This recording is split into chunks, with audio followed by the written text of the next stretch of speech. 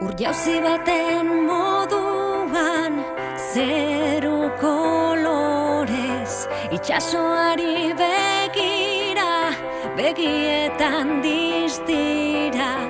eskuetan kilimak denok batera, olatu gainean igerian goaz,